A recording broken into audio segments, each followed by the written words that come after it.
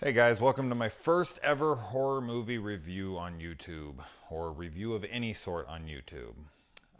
Today I'm going to review Killer Piñata, a horror pack exclusive. Now, I didn't pick this movie to review because it struck me in some amazing way that I needed to review it because it was so bad or so amazing or anything like that. So it just so happened to be that I wanted to review something for many years, and this so happened to be the movie I watched, Killer Piñata, of all movies.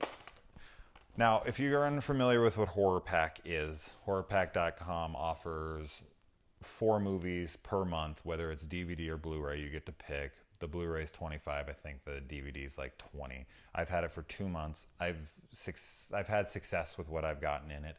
I definitely recommend it for people who are open to movies, horror movies, obviously. If you're expecting Scream Factory, Arrow, Vestron, that kind of stuff, that's not what's going to come. There is a horror pack exclusive in every one. They're numbered. I'm a series horror, so anything with a number on the side, I'm pretty much going to buy. Like the Vestron series, like I love that kind of stuff. After Dark Horror Fest, you can see all right here.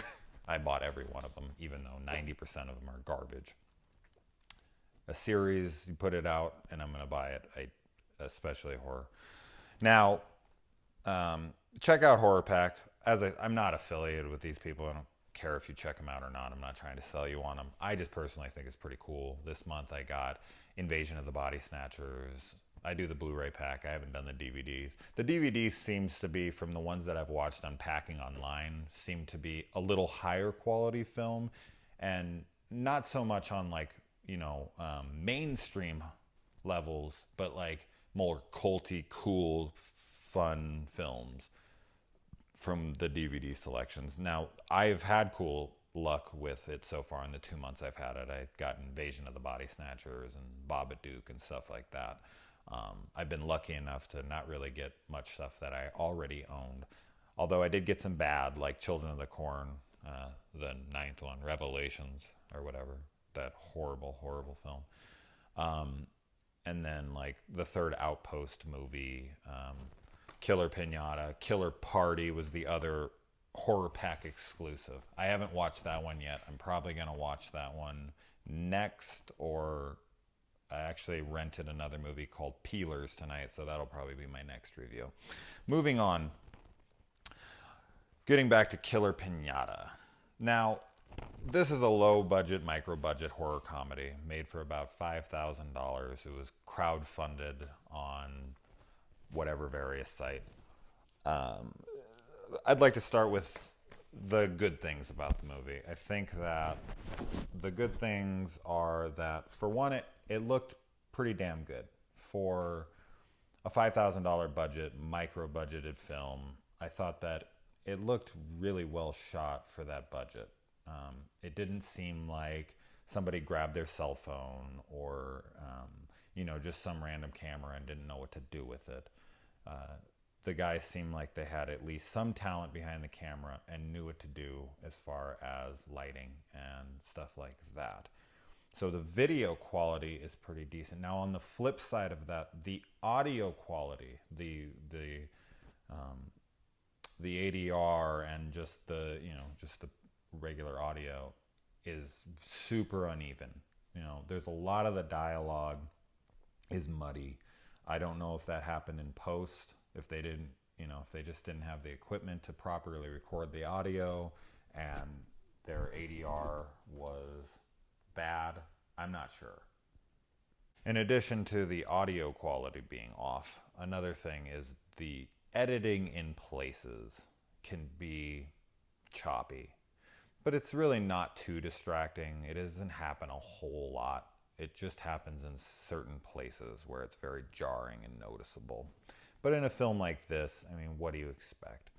Now, another thing that was really, I thought, well done was the score, the music, music selection, as well as the score. I thought that they used some of the score really well to heighten some of the comedic aspects, like the boy beating the piñata in slow motion, stuff like that.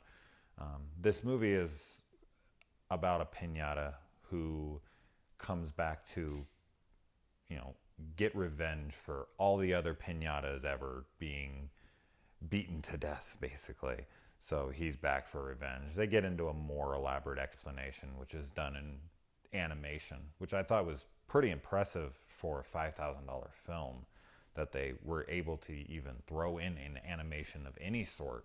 The animation wasn't great, obviously, but not damn bad. I mean, the fact that they went that route, obviously they couldn't have filmed the story that they told with this guy in the factory being, murdered by these other people. They just didn't have the budget to show it.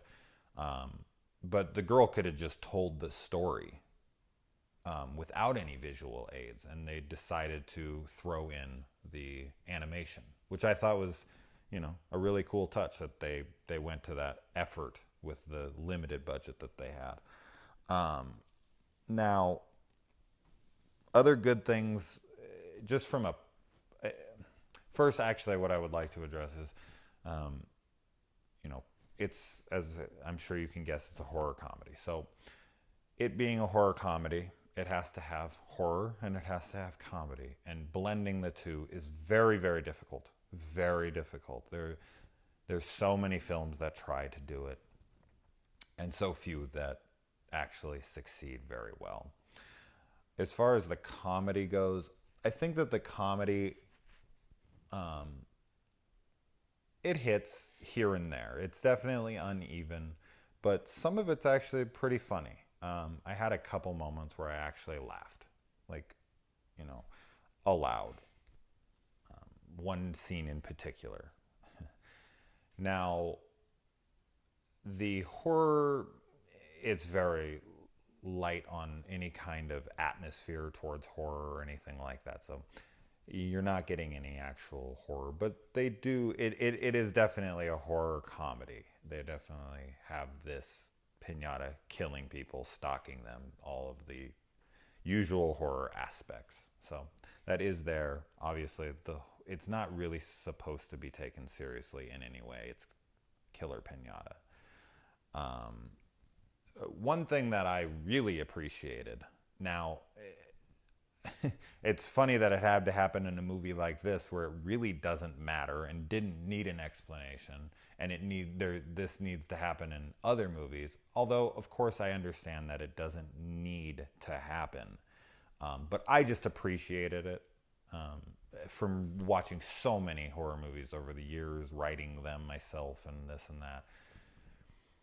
There's a point in the film where the guy actually addresses the fact that they need to hide the bodies because no one is ever going to believe a piñata was killing people. I can't tell you how many movies I've watched where at the end they survive the ordeal and then the movie goes to close and they're happy and things are wonderful, and I'm sitting there as the viewer saying, these guys are going to prison. No one is going to believe that, so-and-so, a killer piñata in this case, did it. What are they going to do when the cops show up and there's 10 bodies and, no killer? So I'm so excited and happy that they at least addressed that. That alone was pretty damn cool. Now, there are some things that I think that all horror films do, and there's a reason that we watch them, religiously. Most people who are going to be watching Killer Piñata or any of these other stupid slasher movies like this, there's specific things that they're looking for. So from now on, I'd like to rate those kinds of things. Number one being gore. Now, the gore level in the film is low. In fact, it's almost non-existent until the very, very end. There are 2 gag scenes. They're practical, and they're good. One is really good and is funny as shit. That's the one I was referring to earlier. I'm not going to say what it is, but that was really the one that made me laugh out loud. They basically saved it for that thing, that gag, and then there's one right after that that's a little more milder, but still, I mean, it looks pretty good for what it is. So the gore, out of a 10, I would really rate it like basically a 0 up until that, and then those scenes are like a good 5. Next would be, nudity. We like naked chicks and with our blood. There is no nudity of any sort in the film. The only real nudity that we get is from the slutty friend, and she's in a bra. And any ounce of sexuality that you may be feeling in the moment, arousal or whatnot, will immediately be taken away by how disgusting the scene gets, involving vomit and tons of it. This film took a different direction than I thought it was going to at some point. Little spoilery here on this, so if you're going to watch it and you have any it's Killer Piñata, so it's not really you're not really watching it for the plot. They kind of have like a zombie type situation, possession almost, where the Killer Piñata is dropping candy and the people are eating it and turning into mind-controlled zombies by the piñata. One thing I would really like to appreciate, or to give my appreciation to as well, is they could have just had a piñata that just kind of slinked along, but they didn't. They actually took the time to somehow rig it up to have head movements and move around and whatnot. It's not fully moving around the screen all over the place or anything, but they did take the time to put their hand in there and, give us something at least. It's not just like they're literally taking a piñata and throwing it at the screen or anything stupid like that. They actually took their time and did that. So that's pretty much it. As far as the film as a whole, who I would recommend it to, this is definitely a film for a couple of friends to sit down and have a couple drinks together and laugh at it. It's good enough for a viewing with some buddies. It might become kind of an inside little cult thing. I personally, my enjoyment level with it, out of 10 would probably be somewhere about a mild, just kind of a 5, right in between. There's nothing amazing about it. There's nothing stand out about it. There's nothing I'm going to remember in a month from now, except for that it's a Killer Piñata movie. So yeah, it's not something you need to rush to, but if you got some friends and you want to go drink and have a good time, definitely check it out. It has its fun moments. Let me know if you guys watch it. What do you think?